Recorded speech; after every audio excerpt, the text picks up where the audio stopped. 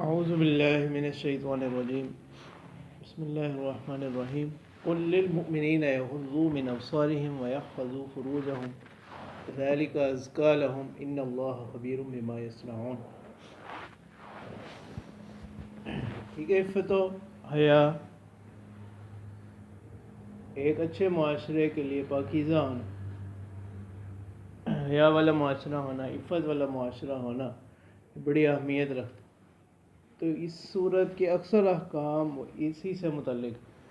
تو اب چھٹا حکم ہے اللہ تبارک و تعالی اس میں مرد اور عورت کے پردے کو بیان فرما رہے۔ تو اللہ تعالیٰ فرماتے ہیں قل للمؤمنین، اے پیغمبر کہہ دیجئے ایمان والوں سے،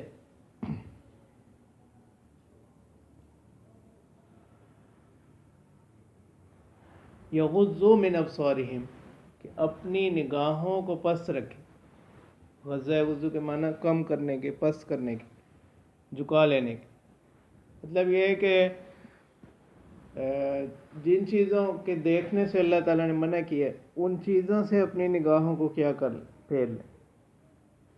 ٹھیک ہے، اس لیے کہا جاتا ہے کہ نگاہ بد جو ہے وہ زنا کا ڈاکی ہے، اس کی ابتدا جو ہے وہ زنا سے ہوتی ہے۔ وَيَحْفَظُوا زنا کی ابتدا اس چیز سے ہوتی ہے۔ وَيَحْفَظُوا فُرُوجَهُمْ، اور اپنی شرمگاہوں کی حفاظت کریں۔ ٹھیک ہے، اس سے مقصد کیا ہے کہ نظر بازی سے لے کر انتہا یعنی بدکاری تک جتنے بھی درمیان میں اسباب ہیں ان تمام سے منع کرنا مقصود ہے۔ ابتدا اور انتہا کو کیا کر دیا، بیان کر دیا۔ ابتدا کیا ہے؟ ٹھیک ہے، بد نظری ہے، بد نگاہی ہے، اس کو بیان کیا، اور انتہا کیا ہے؟ بدکاری ہے، اس کو بیان کر دیا۔ ٹھیک ہے، باقی ساری چیزیں جو ہیں ان دونوں کے اندر آ گئی۔ ٹھیک ہے، اس کے جتنے بھی متعلقات ہوں گے جو بدکاری تک لے جانے والے۔ ذالک ازکیٰ لہم، یہ زیادہ پاکیزہ ہے ان کے لیے۔ ان اللہ خبیر بما یصنعون، اور اللہ تعالیٰ باخبر ہے جو کچھ وہ کر رہے ہیں۔ ٹھیک ہے، جس طرح خواتین کے لیے پردہ ہے اسی طرح مردوں کے لیے بھی کیا ہے؟ پردہ ہے۔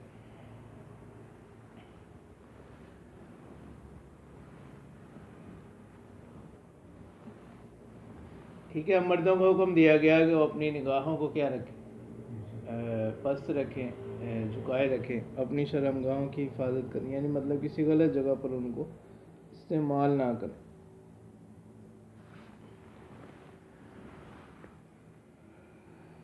تو عام طور پر قرآن مجید کا اسلوب یہی ہے کہ ایسا حکم جو دونوں میں مشترک ہو وہ کسی ایک جنس کو مخاطب بنایا جاتا ہے۔ ٹھیک ہے، لیکن یہاں پر اللہ تعالیٰ نے مردوں کو الگ حکم دیا، عورتوں کو الگ حکم دیا، اس کی اہمیت کی وجہ سے۔ وَقُلْ لِلْمُؤْمِنَاتِ يَغْضُضْنَ مِنْ أَبْصَارِهِنَّ، اور آپ کہہ دیجئے مومنات سے، یعنی مومنہ عورتوں سے، يَغْضُضْنَ مِنْ أَبْصَارِهِنَّ وَيَحْفَظْنَ فُرُوجَهُنَّ، کہ وہ اپنی نگاہوں کو جھکائے رکھیں، پست رکھیں، اور اپنی شرمگاہوں کی حفاظت کریں۔ ٹھیک ہے، ان کو بھی حکم دیا گیا، اور اس کے بعد پھر اگلا حکم جو ہے وہ ستر اور حجاب سے متعلق۔ ستر کہتے ہیں کہ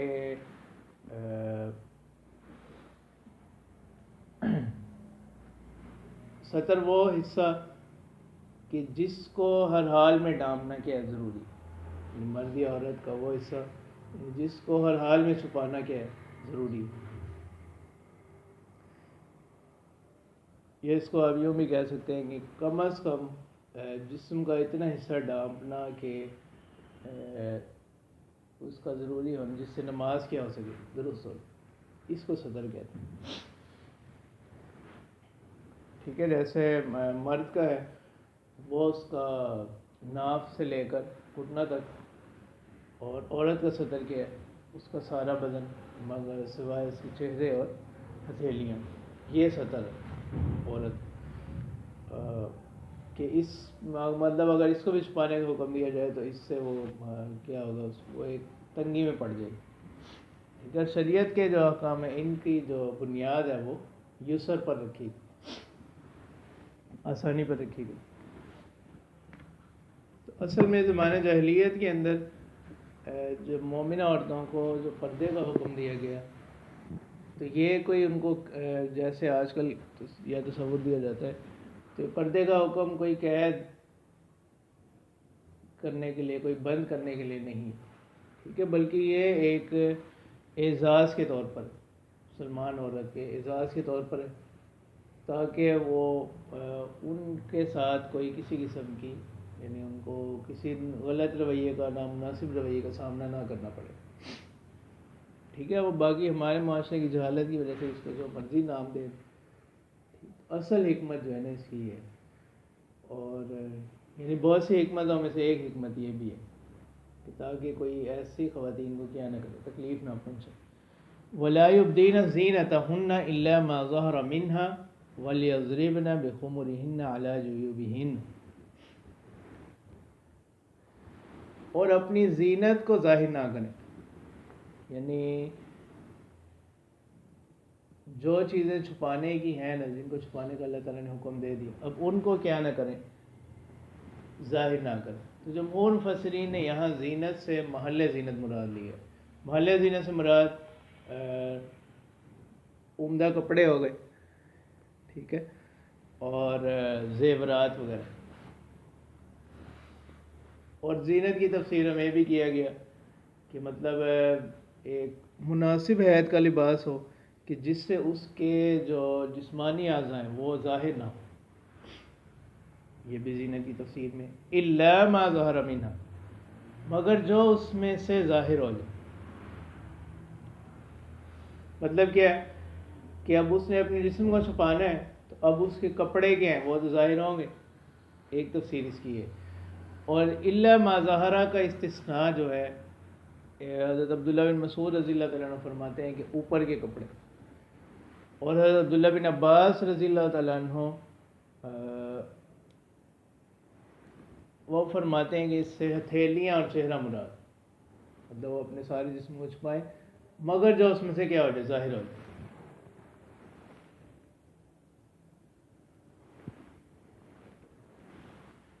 چہرہ ہو گیا، ہتھیلیاں ہو گئی. یہ حضرت عبداللہ بن عباس رضی اللہ تعالیٰ عنہ کا قول ہے. اور اسی پر فقہا نے جو ہے قدمین کو قیاس کیا، پاؤں جو ہے تب ان کو بھی چھپانے میں وہ بھی اسی میں ہو، الا ما ظہر کے استثناء میں اس کو شمار کیا.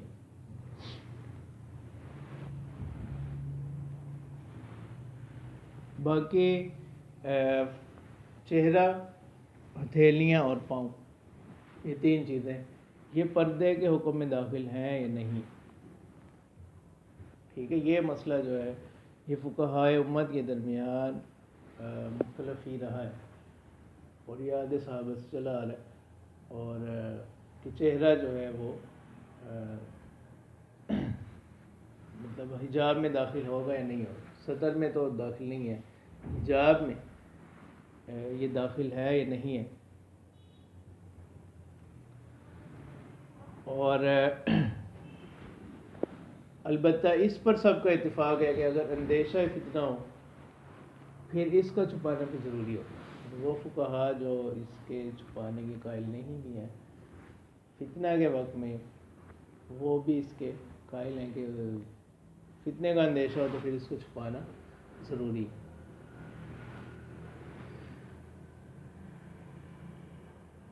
اور باقی قاضی بیضاوی رحمہ اللہ فرماتے ہیں کہ یہاں پر جو قرآن مجید کا اسلوب ہے وَلَا يُبْدِينَ زِينَتَهُنَّ إِلَّا مَا ظَهَرَ مِنْهَا، الا ما ظہرہ کا منہا جو یہاں پر سیاق کلام ہے اس سے معلوم یہ ہوتا ہے کہ عورت اپنی زینت کا اظہار، اپنے جسم کا اظہار کسی کے سامنے بھی نہ کرے، مگر جو چیزیں عادتاً نقل و حرکت میں یا کام وغیرہ میں کھل جاتی ہیں جیسے چہرہ، ہاتھ وغیرہ وہ دکھائی دیتے ہیں تو وہ معاف ہے.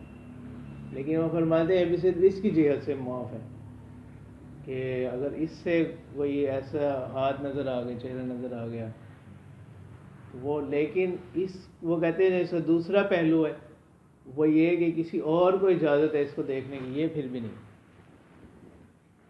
ٹھیک ہے، وہ کہتے ہیں اس کی اجازت پھر بھی نہیں. وَلْيَضْرِبْنَ بِخُمُرِهِنَّ عَلَى جُيُوبِهِنَّ. تو یہ سارے جو اختلاف ہے اس کی یعنی حاصل یہی ہے. ٹھیک ہے، ستر اور حجاب دو الگ الگ چیزیں. چہرہ اور ہتھیلیاں جو ہیں ستر میں داخل نہیں ہے، حجاب میں کیا ہے شامل ہے یا نہیں، اس میں اختلاف. ٹھیک ہے، کہ البتہ اس میں سب متفق ہیں کہ اندیشہ فتنہ کے وقت وہ ان کا چھپانا کیا ہوگا، ضروری ہوگا. وَلْيَضْرِبْنَ بِخُمُرِهِنَّ عَلَى جُيُوبِهِنَّ. اور چاہیے کہ وہ اپنی اوڑھنیوں کو ڈال لیں اپنے گرے بانوں. وَلَا يُبْدِينَ زِينَتَهُنَّ إِلَّا لِبُعُولَتِهِنَّ أَوْ آبَائِهِنَّ. اب یہاں سے اس پردے کو بیان کیا جا رہا ہے جو مطلب جو محرم رشتہ دار ان کے حوالے. وَلَا يُبْدِينَ زِينَتَهُنَّ، اور اپنی زینت کا اظہار نہ کریں الا لبعولتہن، مگر اپنے شوہروں کے لیے. ٹھیک ہے، باقی یعنی شوہر اور جو بیوی ہیں ان کے لیے تو سارا وہ مطلب یہ لباس کی طرح ایک دوسرے کے لیے، ان کا معاملہ الگ. او آبائہن، یا اپنے شوہر، او آبائہن اپنے آبا کے سامنے. ٹھیک ہے، مطلب زینت سے مراد یہاں وہ چیزیں جو ستر میں داخل نہیں ہیں. ستر کا چھپانا محارم سے بھی اسی طرح ہو، غیر محرم سے اسی طرح محارم سے بھی ہو. او آبائی بعولتہن، یا اپنے شوہروں کے جو ہیں مطلب جو سسرالی اعتبار سے ان کے سسر ہو گئے. او ابنائہن، یا ان کے بیٹے. او ابناء بعولتہن، یا اپنے شوہروں کے بیٹے، شوہر کے بیٹے جو ان کے سامنے بھی. اسی طرح او اخوانہن، یا اپنے بھائی. او بنی اخوانہن، یا اپنے بھائیوں کے بیٹے بھانجے. او بنی اخواتہن، یا اپنی بہنوں کے بیٹے. او نسائہن، یا او نسائہن مطلب اللہ سے استثناء ہے، اس کا بھی کیا جا رہا ہے، یعنی اپنی جیسی دوسری عورتوں کے سامنے. ٹھیک ہے، اجنبی اور ایک اجنبی عورت وہ دوسری اجنبی عورت کا یعنی ستر کا حصہ جو ہے وہ اس کو دیکھنے پہ بھی جائز نہیں ہے، صرف زینت کی بات کی جا رہی ہے. او ما ملکت ایمانہن، یا وہ جن کے ان کے داہنے ہاتھ مالک ہیں. او التابعین غیر اولی الاربۃ من الرجال، یا وہ طفیلی قسم کے لوگ جو غیر اولی الاربۃ من الرجال، جن کو عورتوں کی طرف کوئی خاص رغبت نہ ہو مردوں میں سے. ٹھیک ہے، وہ رہتے ہوں دوسری گھر میں رہ رہے لیکن اس طرح کے ہیں کہ ان کو کوئی خاص رغبت نہیں ہے، ان کے سامنے بھی زینت کا اظہار کیا. او الطفل الذین لم یظہروا علی عورات النساء، یا وہ بچے جو لم یظہروا علی عورات النساء، جو عورتوں کی جو ستر ہے اس پر کیا نہیں ہے، مطلع نہیں ہے، واقف نہیں. ٹھیک ہے، یعنی مغفل قسم کے بچے وہ اس سے مراد. ٹھیک ہے، اور تابعین سے مراد وہ مغفل قسم کے لوگ ہیں جن کو عورتوں کی طرف دلچسپی اور رغبت نہ ہو.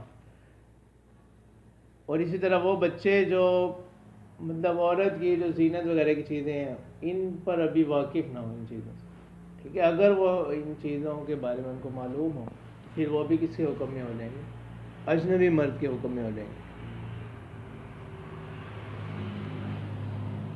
وَلَا يَضْرِبْنَ بِأَرْجُلِهِنَّ لِيُعْلَمَ مَا يُخْفِينَ مِنْ زِينَتِهِنَّ، اور مت مانے اپنے پاؤں کو. لِيُعْلَمَ مَا يُخْفِينَ مِنْ زِينَتِهِنَّ، تاکہ جان لیا جائے ان سے ما يُخْفِينَ مِنْ زِينَتِهِنَّ، یعنی وہ چیزیں جو مخفی ہیں ان کی زینت میں سے، مطلب زیور وغیرہ کی آواز.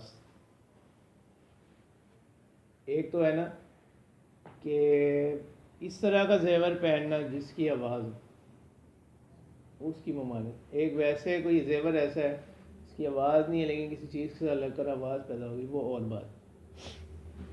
ٹھیک ہے، اسی سے بعض فقہا وہ اس بات کے قائل ہوئے کہ عورت کی جو آواز ہے اس کا بھی پردہ ہے، باقی ضرورت کے مواقع سے مستثنیٰ ہوں گے، وہ الگ بحث ہے، لیکن عام حالات کے اندر وَتُوبُوا إِلَى اللَّهِ جَمِيعًا أَيُّهَا الْمُؤْمِنُونَ لَعَلَّكُمْ تُفْلِحُونَ،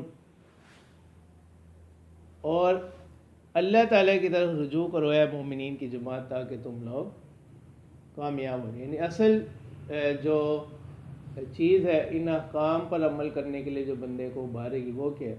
رجوع اللہ. ٹھیک ہے، دن میں اللہ تعالیٰ کی عظمت ہونا، اللہ تعالیٰ کا خوف ہونا، وہ چیز. یہ اسی طرح جو ہے یعنی پردے کا جو اصل مقصد ہے وہ یہی اس کی حکمتوں میں سے ایک حکمت یہی ہے کہ ان کو ستایا نہ جائے، ان کو تکلیف نہ پہنچائے. ٹھیک ہے، جن لوگوں کو پتہ ہو کہ یہ مطلب ایک شریف عورت ہے وہ ستانا. اور اسی طرح کا مطلب پھر اس میں بھی یہ چیز ضروری ہے کہ حجاب یا پردہ جو ہو یا لباس بھی وہ اس طرح کا نہ ہو کہ اس کے اندر کوئی خود سے ایک نمائندگی پائی جائے. ٹھیک ہے، اس کے اندر خود سے ایک کشش ہو. ٹھیک ہے، جیسے آج کل ہوتا ہے بعض برقعے یا لباس اس قسم کے ہوتے ہیں جو صرف نام کی حد تک ہوتے. ٹھیک ہے، وہ اس طرح نہ. وَأَنْكِحُوا الْأَيَامَ مِنْكُمْ وَالصَّالِحِينَ مِنْ عِبَادِكُمْ وَإِمَائِكُمْ. اچھا، یہ 7واں حکم ہے. ائم کہتے ہیں کہ وہ لوگ جو بغیر نکاح کے رہ رہے ہیں. ٹھیک ہے، خواہ اولاً ہی نکاح نہ ہوا یا کس نکاح ہوا لیکن کسی وجہ سے کیا ہوا ختم ہو گیا، تو اب وہ مطلب بغیر نکاح کے نہ رہیں، کسی نہ کسی کے ساتھ نکاح میں رہیں تاکہ وہ گناہ میں کسی گناہ میں مبتلا نہ ہو جائے. وَأَنْكِحُوا الْأَيَامَ مِنْكُمْ، اور وہ لوگ جو بے نکاح کے ہوں تم میں سے، وَالصَّالِحِينَ مِنْ عِبَادِكُمْ وَإِمَائِكُمْ، اور نیکوکار تمہارے غلاموں میں سے، تمہاری باندیوں میں سے، ان لوگوں کا کیا کروا دو، نکاح کروا دو. ٹھیک ہے، اِن یکونوا فقراء یغنہم اللہ من فضلہ، اگر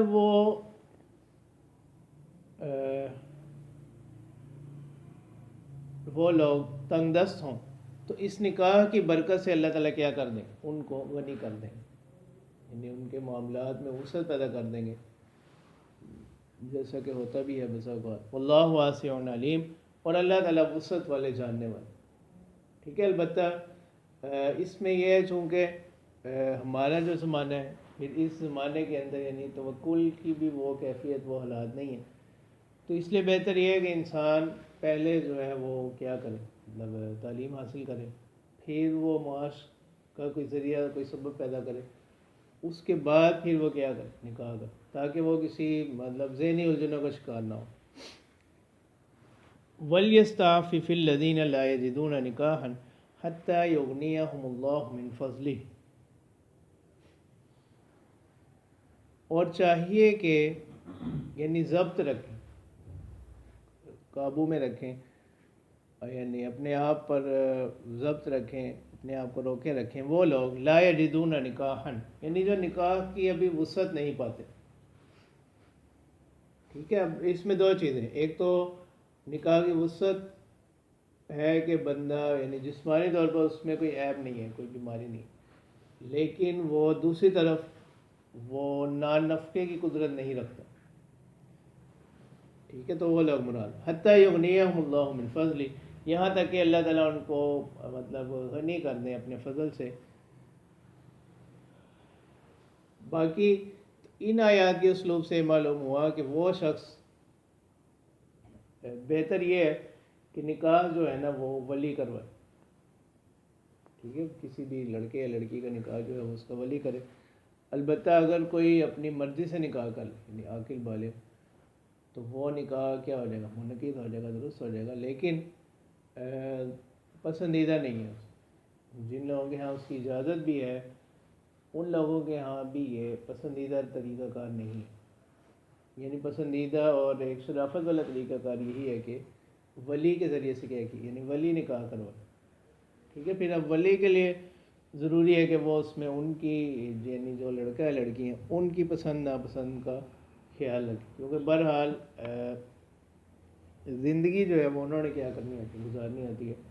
تو یہ بھی اسلامی تعلیمات ہیں. تو عام طور پر یہ آتا ہے کہ ہم ایک پہلو کو دیکھتے ہوئے دوسرے پہلو کو نظر انداز کرتے ہیں اور نام ہم اس کو اسلام کا دیتے ہیں، اور حالانکہ وہ ہماری قبائلی یا خاندانی روایات ہوتی ہیں، اسلامی روایات نہیں ہوتی. اس کو نام صرف اسلام کا دیتے ایک جواز بنانے کے لیے. ایسا نہیں. تو ایسا نہیں ہونا چاہیے. نہیں، اعتدال ہر چیز کو ایک اس کے حد میں رکھنا چاہیے. والذین یبتغون الکتاب مما ملکت ایمانکم فکاتبوہم ان علمتم فیہم خیرا. اور نواں حکم وہ یہ کہ اللہ تعالیٰ فرماتے ہیں کہ وہ لوگ جو مکاتبت کو چاہیں ان لوگوں میں سے جو جن کے تمہارے داہنے ہاتھ مالک ہیں، فکاتبوہم ان علمتم فیہم خیرا، اگر آپ ان میں کوئی بھلائی دیکھیں تو ان کو کیا کریں، مکاتب بنا. مکاتب کس کو کہتے ہیں؟ مکاتب وہ غلام ہوتا ہے جس کو اس کا مطلب جو مالک ہے وہ کہہ دے کہ مطلب آپ اتنے پیسے مجھے کما کر دے دیں تو آپ آزاد ہو جائیں. تو اگر کسی میں کوئی ایسی بھلائی والی بات موجود ہو اور وہ اس بات کو چاہے تو اللہ تعالیٰ فرمانے ہیں اس کے ساتھ عقد مکاتبت کر لیں. ٹھیک ہے. اب یہ آیت بھی اس بات کی نفی کرتی ہے کہ جو تصور دیا جاتا ہے کہ اسلام نے غلامی کو کیا کیا، فروغ دی، یہ غلامی کی بنیاد رکھی. حالانکہ اسلام نے آ کر اس چیز کو کیا کی، بہت زیادہ ختم کی. غلاموں کے حقوق بتائے گئے. ٹھیک ہے. پھر بہت سی چیزوں کو کفارے میں کس کو رکھا گیا، غلام آزاد کرنے کو رکھا گیا. پھر عام غلام آزاد کرنے کے بہت زیادہ فضائل رکھے گئے. وَآتُوهُم مِّن مَّالِ اللَّهِ الَّذِي آتَاكُمْ. ٹھیک ہے. اس کے ساتھ ساتھ اللہ تعالیٰ فرما رہے ہیں کہ ان لوگوں کو دیں اس مال میں سے جو اللہ تعالیٰ نے آپ لوگوں کو دی، یعنی مال زکوٰۃ وغیرہ میں، صدقات سے ان کی کیا کریں، اس مکاتبت کی ادائیگی میں ان کی مدد کریں. 10واں حکم ہے کہ غلاموں کے ذریعے سے ایک مقصد یہ بھی لیا جاتا تھا کہ ان کے ذریعے سے لوگ کیا کرتے، کسب کرتے تھے. ٹھیک ہے. پیسہ کماتے تھے. تو اس میں اللہ تعالیٰ فرما رہے ہیں کہ کسی گناہ پر ان کو آمادہ کر، کسی گناہ پر ان کو چلا کر اس سے کیا نہ کریں، اس قسم کی کمائی نہ لیں. وَلَا تُكْرِهُوا فَتَيَاتِكُمْ عَلَى الْبِغَاءِ إِنْ أَرَدْنَا تَحَصُّنًا لِتَبْتَغُوا عَرَضَ الْحَيَاةِ الدُّنْيَا. وَلَا تُكْرِهُوا فَتَيَاتِكُمْ، اور مت مجبور کریں اپنی کنیزوں کو علی البغاء، بدکاری پر، ان اردنا تحسنا، جب کہ وہ خود کس کا ارادہ کرتی ہیں، حفاظت کا، محفوظ رہنے کا. لتبتغوا عرض الحیات الدنیا، اور آپ کا مقصد اس کے ذریعے سے کیا ہو کہ آپ حاصل کریں دنیا کی زندگی کے سامان کو. مطلب تو ان اردنا تحسنا کی جو قید ہے، یہ قید بطور شرط کے نہیں ہے. ٹھیک ہے. قید اتفاقی ہے کہ مطلب اگر وہ خود اس فعل کا ارادہ کرے تو پھر ان کو کیا کیا جا سکتا ہے، مطلب اس کی اجازت نہیں ہے. یہ ان کے جو مالک ہوتے تھے ان کو اصل میں تان کرنے کے لیے، ان کو زجر کے لیے، ملامت کے لیے یہ قید ذکر کی گئی کہ جب کہ وہ خود تو پاک دامنی کا ارادہ کر رہی ہیں، اس کے باوجود آپ ان کو کیا کریں، مجبور کریں. وَمَن يُكْرِهْهُنَّ فَإِنَّ اللَّهَ مِن بَعْدِ إِكْرَاهِهِنَّ غَفُورٌ رَحِيمٌ. اور اللہ تعالیٰ فرماتے ہیں کہ جو ان کو اب مجبور کرے گا تو اللہ تعالیٰ ان کے اس اکراہ کے بعد بخشنے والے مہربان.